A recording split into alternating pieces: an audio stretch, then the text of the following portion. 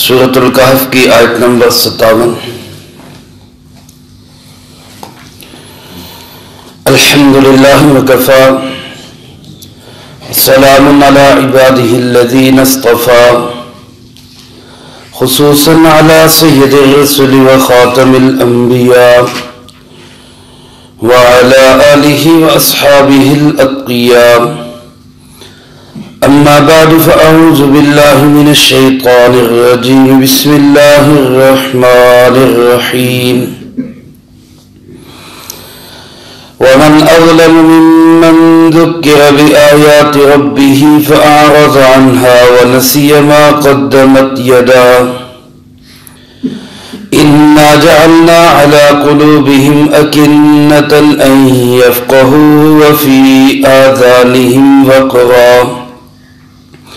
وإن تدعوهم إلى الهدى فلن يهتدوا إذا أبدا وربك الغفور ذو الرحمة لو يؤاخذهم بما كسبوا لعجل لهم العذاب بل لهم موعد لن يجدوا من دونه موئلا وتلك القرى أهلكناهم لما ظلموا وجعلنا لمهلكهم موعدا ومن أظلم ممن ذكر بآيات ربه، اور اس سے بڑا ظالم کون ہوگا جس کو نصیحت کی جائے اس کے پروردگار کی آیتوں کے ساتھ، فأعرض عنها، اور وہ ان سے منہ پھیر لے، ونسی ما قدمت یداہ، اور بھول جائے کہ اس نے آگے کیا بھیجا ہے، انا جعلنا علی قلوبہم اکنہ، بے شک ہم نے ڈال دیے ان کے دلوں پر پردے، ان یفقہوہ، کہ یہ سمجھ سکیں، وفی آذانہم وقرا، اور ان کے کانوں میں بوجھ ہے، وَإِن تَدْعُوهُمْ إِلَى الْهُدَى، اور اگر آپ بلائیں ان کو ہدایت کی طرف، فَلَن يَهْتَدُوا إِذًا أَبَدًا، ہرگز یہ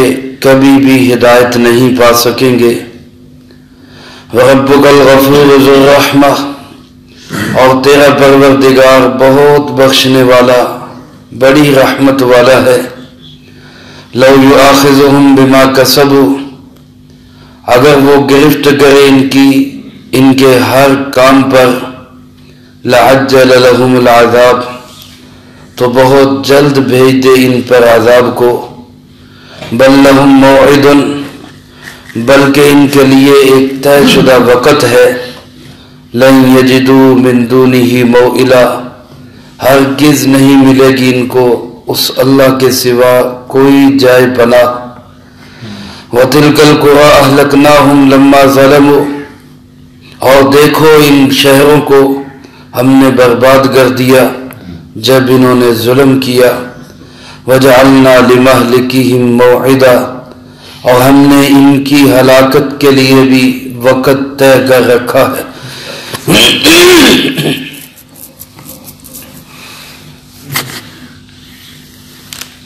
اس سے پہلی آیات مبارکہ میں اللہ رب العزت نے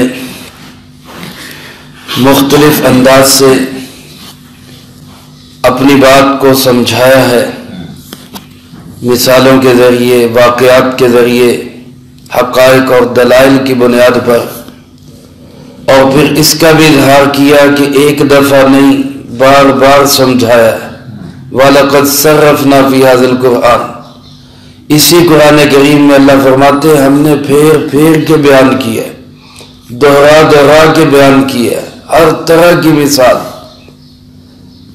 یا فرمایا کہ اس سے بڑا ظالم انسان کون ہوگا جس کو اللہ کی آیات سے نصیحت کی جائے اور وہ ان سے منہ پھیر لے، اور اللہ کی جگہ پہ بھی لفظ کیا ارشاد فرمایا، من ربی، اس کا پالنے والا، اس کی آیات، یعنی اس کا محسن ہے، اس نے اس کو پالا ہے، پیدا کیا ہے، پرورش کی ہے، اور اس کی ساری ضرورتیں پوری کی ہیں، جس نے ساری دنیاوی ضرورتیں پوری کی اسی نے روحانی ضرورت کے لیے اپنی آیات بھیجی، اور وہ انہی آیات سے منہ پھیر لے، منہ موڑ لے، ان کو لائق التفات نہ سمجھے، ان کو قابل عمل نہ سمجھے۔ اللہ فرماتے اس سے بڑا ظالم انسان اور کون ہوگا؟ آج کل کی زبان میں اس کو یوں کہہ لیں کہ اس سے بڑا دہشت گرد کون ہے؟ من اظلم، اس سے بڑا ظالم، اس سے بڑا ظلم کرنے والا، اس سے بڑا دہشت گرد کون ہے؟ ممن ذکر بآیات ربی، جس کو اسی کے پالنے والے کی آیات کے ساتھ نصیحت کی جائے۔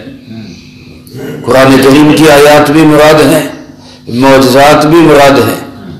اللہ رب العزت کی قدرت کے دلائل روزانہ انسان اپنی آنکھوں سے دیکھتا ہے، اور جناب نبی پاک صلی اللہ علیہ وسلم کے سینکڑوں معجزات کا مشاہدہ اس زمانے کے انسانوں نے اپنی آنکھوں سے کیا، اور دو معجزات تو ایسے ہیں جن کا مشاہدہ آج بھی انسان اپنی آنکھوں سے کر رہے اور کر سکتے۔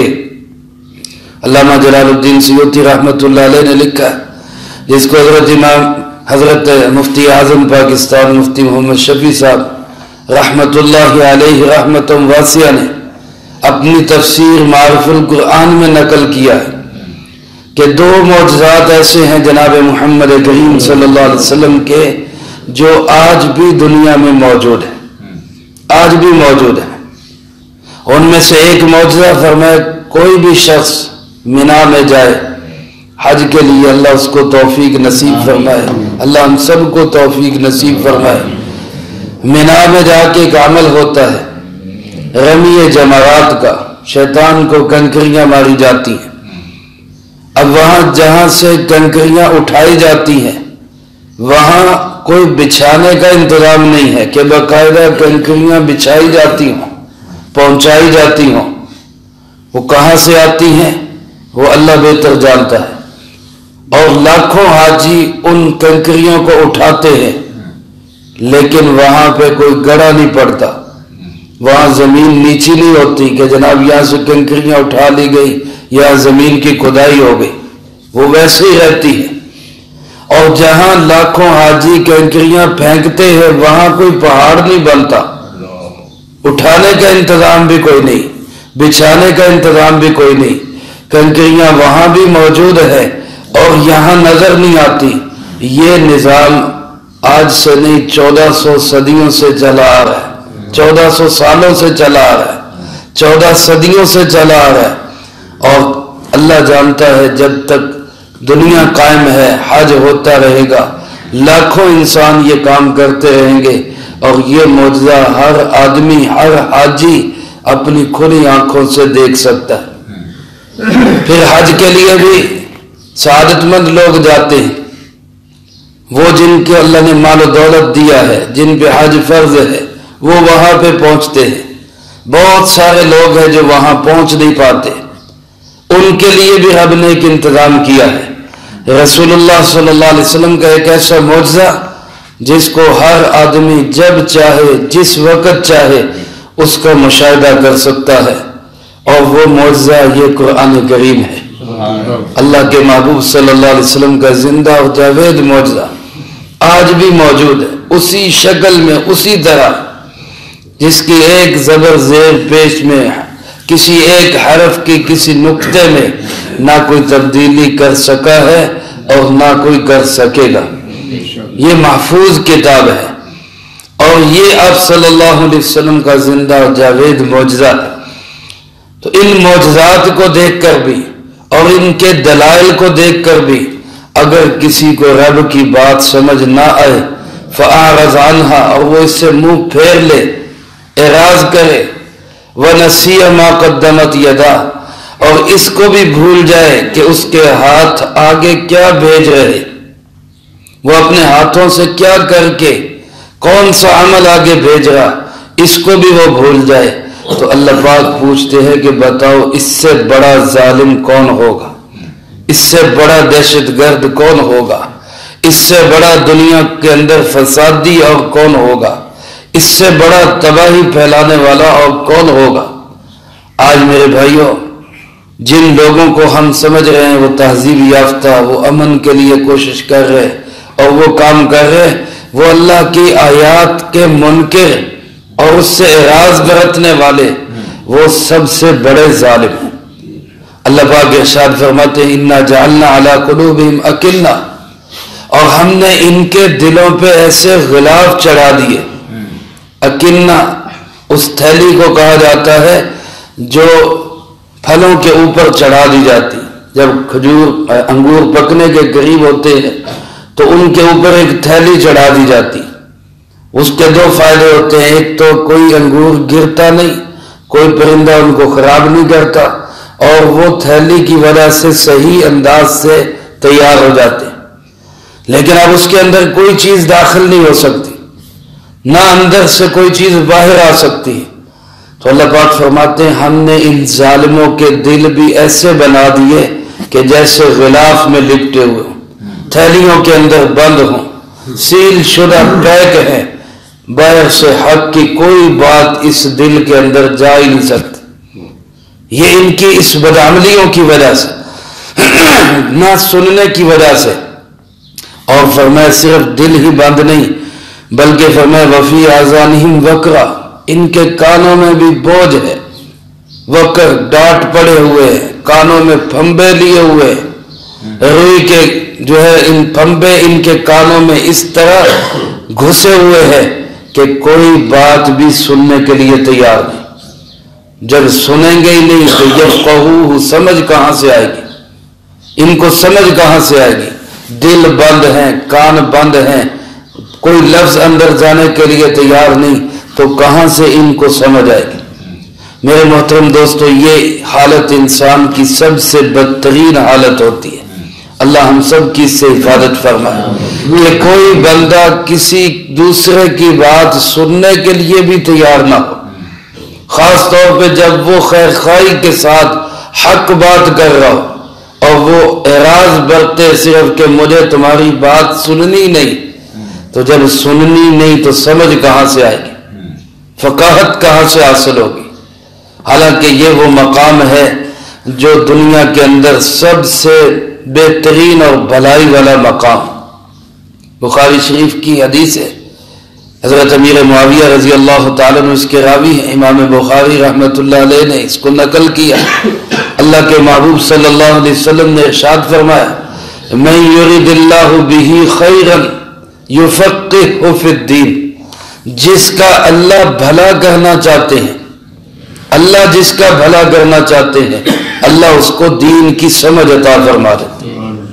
یہ دین کی سمجھ کا مل جانا گویا کہ یقینی ہے کہ اللہ بھلا کرنا چاہتے ہیں۔ میرے بھائیو، قرآن کریم سے تعلق، قرآن پاک کو سننے کا شوق، آپ حضرات جو یہاں تشریف لاتے ہیں اللہ کی توفیق سے، یہ معمولی نہیں ہے۔ اگر آپ اس کو سمجھنے کی کوشش کر رہے ہیں، اسی نیت اور جذبے سے آتے ہیں، ہمارا مقصد یہی ہوتا ہے اللہ ہمیں دین کی سمجھ نصیب فرما دے، تو جب انسان اس نیت سے قرآن کی طرف آتا ہے تو وہ سمجھ لے کہ اللہ میرا بھلا کرنا چاہتے ہیں، اللہ نے مجھے دین کی سمجھ کے لیے قبول کر لیا۔ اور جب ایک انسان کے دل پہ دین کی بات کا کوئی اثر ہی نہ ہو تو وہ اس سے جو ہے خود سمجھ جائے کہ میرے دل کے اندر قساوت پیدا ہو گئی، سختی پیدا ہو گئی، اور کوئی میرے دل پہ بات اثر نہیں کر رہی، لہذا مجھے اللہ کی طرف دھیان کرنے کی، توجہ کرنے کی، توبہ کرنے کی ضرورت ہے۔ تو اللہ پاک فرماتے ہیں ان کے دلوں پہ غلاف چڑھ گئے، کانوں میں بوجھ پڑ گیا، یہ دین کی بات کو سمجھ نہیں سکتے۔ اور اے محبوب کبریا جناب محمد مصطفیٰ صلی اللہ علیہ وسلم، ان تدعوہم الی الہدی، اس صورتحال میں آپ بھی ان کو ہدایت کی طرف بلائیں گے۔ اب نبی پاک صلی اللہ علیہ وسلم سے بڑھ کر اس انسانیت کا خیر خواہ کون ہو سکتا ہے؟ آپ سے بڑھ کے اس امت کا شفیق اور مہربان کون ہو سکتا ہے؟ رحمت کائنات، رحمت للعالمین جناب محمد کریم صلی اللہ علیہ وسلم سے بڑھ کے اس امت کے مردوں عورتوں کو عزت دینے والا کون ہو سکتا ہے؟ آپ سے بڑی لجاجت، منت، سماجت اور درد مندی کے ساتھ دعوت کون دے سکتا ہے؟ لیکن اللہ کے محبوب صلی اللہ علیہ وسلم کو فرمایا جا رہا ہے کہ میرے محبوب یہ اس قدر بد تہذیب لوگ ہو گئے، یہ اس قدر ضدی اور عنادی لوگ ہو گئے کہ آپ جیسا مخلص انسان بھی ان کو ہدایت کی طرف بلائے تو فَلَن يَهْتَدُوا إِذًا أَبَدًا، یہ کبھی بھی ہدایت کی طرف نہیں آئیں گے، ہرگز کبھی بھی یہ ہدایت کی طرف نہیں آئیں گے۔ میرے محترم دوستو، یہ کیفیت انسان کی اس وقت بن جاتی ہے جب وہ اپنا وتیرہ یہ بنا لیتا ہے کہ میں نے قرآن کی بات نہیں ماننی، میں نے دین کی بات نہیں سننی، میں نے اس کا اپنے آپ کو محتاج نہیں بنانا، تو پھر وہ اس نہج پہ پہنچ جاتا ہے کہ اللہ پاک بھی اپنے محبوب کو کہتے ہیں یہ نہیں ماننے والے، چھوڑو ان کو، یہ نہیں ماننے والے۔ اور میرے بھائیو، جس کے دل کے اندر، جس کے دل میں ذرا سا شوق ہو، ذرا سی اس کے دل میں تڑپ اور طلب ہو، اور وہ صرف دنیا کو دیکھ کے نہ چلے۔ عرب کا ایک بہت بڑا شاعر تھا جس کو عرب کا باجا کہا جاتا تھا، عرب کا باجا، کہ اس کی وجہ سے پورے عرب کے اندر کسی کا بھی شہرت اور اس کا غلغلہ مچ جاتا تھا۔ کہتے ایک آدمی کی بیٹیوں کی شادیاں نہیں ہو رہی تھی، کسی نے اس کو کہا کہ بھئی اس شاعر کو بلا کے اس کو کھانا کھلاؤ، اس نے تمہاری شان میں کچھ شعر لکھ دیے تو دیکھنا کیسے رشتے آتے۔ اس نے اسی ترکیب پہ عمل کیا، بڑے بڑے سرداروں کے بیٹوں کے ساتھ اس کی بیٹیوں کی شادیاں ہوتی۔ یہ شخص جو بہت بڑا شاعر تھا، بہت بڑا ادیب تھا اور بہت زبان دان تھا، اس کے دل میں خیال پیدا ہوا کہ میں اس نبی جس کا دعویٰ ہے کہ میں اللہ کا نبی ہوں، حضرت محمد صلی اللہ علیہ وسلم، میں ان سے ملاقات تو کروں گا، ملوں تو صحیح جا کے۔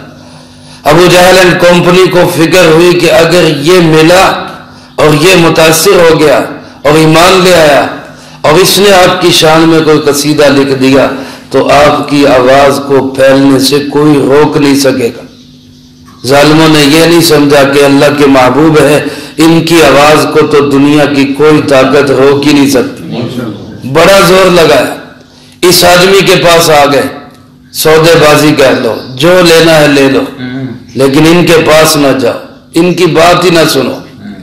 حتیٰ کہ طے ہوا کہ 100 اونٹ بمہ ساز و سامان، یہ قیمت لگ گئی، اور اس نے یہ قیمت لے لی اور لے کے واپس چل پڑا۔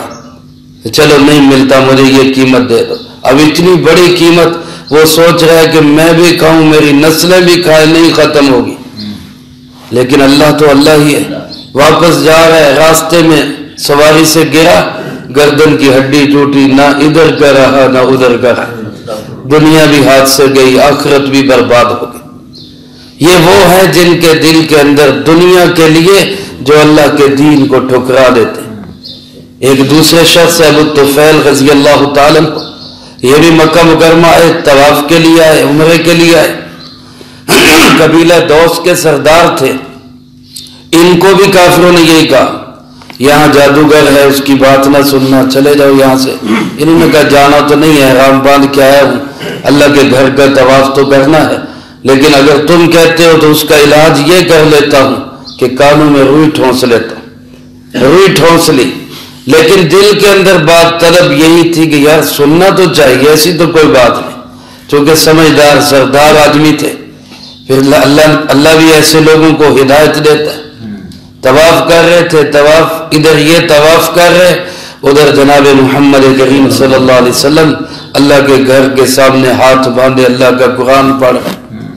طواف کرتے کرتے روئی کا پھمبا تھوڑا سا کان سے سرک گیا، قرآن کے الفاظ کانوں میں پڑے ہیں، اور ایسے پڑے کہ اپنا طواف بھول گیا، مبہوت کھڑے اللہ کے محبوب کا قرآن سن رہے، اور پھر تڑپ کے گرے قدموں میں اللہ کے محبوب کلمہ پڑھائیں، باقی باتیں بعد میں ہوں۔ یہ قرآن کا اثر ہے میرے دوست۔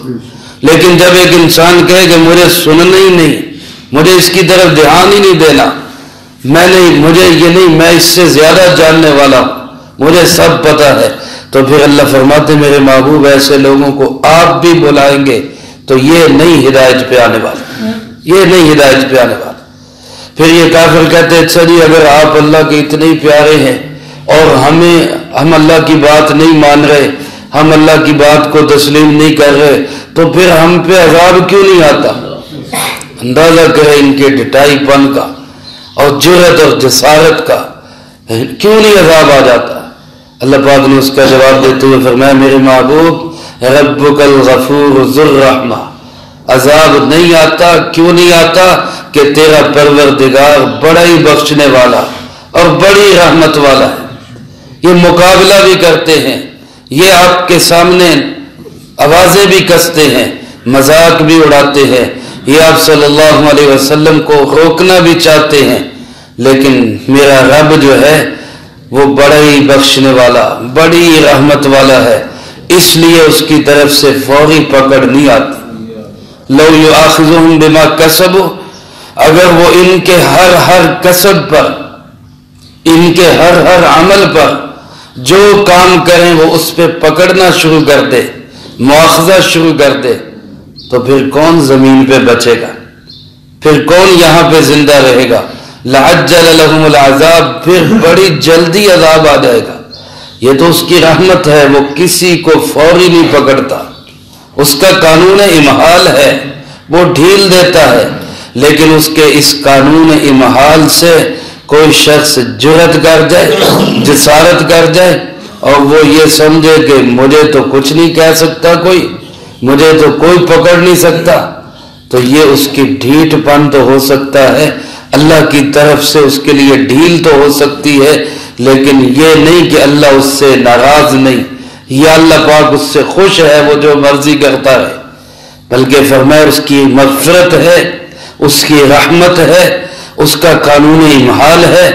باقی بل لہم موعد, ان کے لیے بھی ایک وقت طے ہے, ایک وقت اللہ کے ہاں طے شدہ ہے, اور وہ وقت جب آتا ہے تو لن یجدوا من دونہ موئلا, پھر اس اللہ کے سوا کوئی جائے پناہ نہیں ملتی, ہرگز نہیں ملے گی.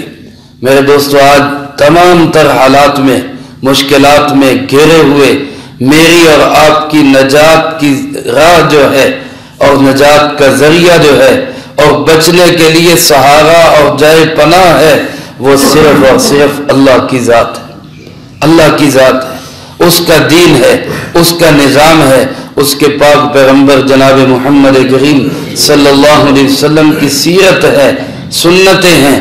اگر ہم اپنے تمام تر معاملات کے اندر رسول اللہ صلی اللہ علیہ وسلم کی سنتوں کو اور تمام تر معاملات کے اندر اللہ کے نظام اور شریعت کو لائیں تو ہی ہمیں نجات مل سکتی ہے, اس کے بغیر نجات کا کوئی ذریعہ نہیں. اور اللہ پاک فرماتے ہیں اگر یہ سمجھ نہیں آ رہی کہ کیسے ہلاکت آ جائے گی, کیسے ہم پہ عذاب آ جائے گا اور کیسے ہم برباد ہو جائیں گے, ہم تو بڑے مضبوط اور بڑی اچھی جگہوں پہ رہ رہے ہیں, یہاں عذاب کیسے آ سکتا ہے؟ فرمایا پھر دیکھو تلک القری, ان بستیوں کو دیکھو, قوم نوح کی بستیوں کو دیکھو, قوم عاد کی بستیوں کو دیکھو, قوم سمود کی بستیوں کو دیکھو, حضرت شعیب علیہ السلام کی قوم کی بستیوں کو دیکھو, ان پہلے اجڑے ہوئے کھنڈرات کو دیکھو. یہاں بھی کبھی وہ لوگ آباد تھے جو کہا کرتے تھے ہمیں کوئی کچھ نہیں کہہ سکتا. کبھی اس دنیا میں وہ لوگ بھی تھے جو کہا کرتے تھے ہم پہ کبھی زوال نہیں آئے گا, ہم پہ کبھی عذاب نہیں آئے گا, ہماری سلطنت بہت بڑی, ہمارا اقتدار بہت بڑا, ہمارا مال و دولت بہت بڑا, ہمارا کر و فر بہت زیادہ, کوئی ہمیں پکڑ نہیں سکتا. اللہ فرماتے دیکھو ان بستیوں کو, اہلکناہم, ہم نے ان کو برباد کر دیا, ہم نے ان کو ہلاک کر دیا. اور یہ جو ہلاکت ان پہ آئی اس کا قصوروار کون ہے, کس کی وجہ سے آئی ہے, جرم کیا ہے, کیا ہوا ان کے ساتھ؟ فرمایا لما ظلموا, جب انہوں نے ظلم کیا, یہ خود ظالم تھے. تیرا رب کسی پہ بغیر وجہ کے ہاتھ نہیں ڈالتا. جب بستیوں کی بستیاں, شہروں کے شہر علاقوں کے علاقے ظلم پہ اتر آتے ہیں، اور سب سے بڑا ظلم میرے بھائیوں اللہ کی نافرمانی ہے۔ اللہ کا کھلا عذاب جب آتا ہے تو شرک پہ نہیں آتا، ظلم اور بے حیائی پہ آتا ہے۔ اللہ کے عذاب مشرک کو نہیں برداشت کر لیں گے، کافر کو برداشت کر لیں گے، لیکن ظلم اور بے حیائی اس پہ سخت ترین گرفت ہوتی ہے۔ اللہ پاک فرماتے ہیں جب یہ شہروں والے ظلم پہ اتر آتے ہیں تو پھر ہم ان پہ ہاتھ ڈالتے ہیں، وَجَعَلْنَا لِمَهْلِكِهِمْ مَوْعِدًا، اور ہم ان کی ہلاکت کے لیے ایک وقت طے کیے ہوئے۔ آج میرے بھائیو اللہ نے جناب نبی پاک صلی اللہ علیہ وسلم کی دعا کی برکت سے عمومی عذاب سے بچایا ہوا ہے، عمومی عذاب سے بچے ہوئے۔ آپ نے دعائیں مانگی تھی کہ یا اللہ میری پوری امت پہلی امتوں کی طرح ساری امت ہی ہلاک نہ ہو جائے، یا اللہ میری اس دعا کو قبول کر۔ اللہ نے یہ دعا قبول کی ہوئی، اس لیے امت بچی ہوئی ہے، اس لیے آج ہم بچے ہوئے ہیں۔ اور دوسرا، کچھ لوگ ہیں استغفار کرنے والے، معافی مانگنے والے، جو آج بھی راتوں کو اٹھ کے پوری امت کے لیے معافیاں مانگتے ہیں، ان کی برکت سے بچے ہوئے ہیں۔ ورنہ ایک وقت ہمارا بھی اللہ کے ہاں طے ہے، اس انسانیت کا بھی طے ہے۔ اگر ان ظلموں سے باز نہ آئے، بے حیائیوں سے باز نہ آئے، اللہ کے دین کے مقابلے سے باز نہ آئے، تو میرے بھائیوں جہاں پہلے برباد ہو گئے وہاں یہ لوگ بھی، آج کے لوگ بھی، کوئی اللہ کے یہ نہیں کہ کوئی سکے ہیں، پیارے ہیں کہ ان پہ کچھ نہیں ہو سکتا۔ اس لیے ڈرنا چاہیے، اللہ کی پکڑ سے ڈرنا چاہیے۔ اور جو اللہ نے ہمیں اتنی بڑی نعمتیں دی ہیں، قرآن والی، جناب محمد کریم صلی اللہ علیہ وسلم والی، ان نعمتوں کی ہم قدر کریں اور ان نعمتوں کو اپنی زندگی میں لائیں۔ یہی جائے پناہ ہے، اس کے علاوہ کوئی جائے پناہ نہیں۔ اللہ ہم سب کو اس کا یقین نصیب فرمائے اور قرآن و سنت کے ساتھ مضبوط تعلق نصیب فرمائے۔ جو کہا سنا اس کو زندگی میں لا کے دوسروں تک پہنچانے کی توفیق عطا۔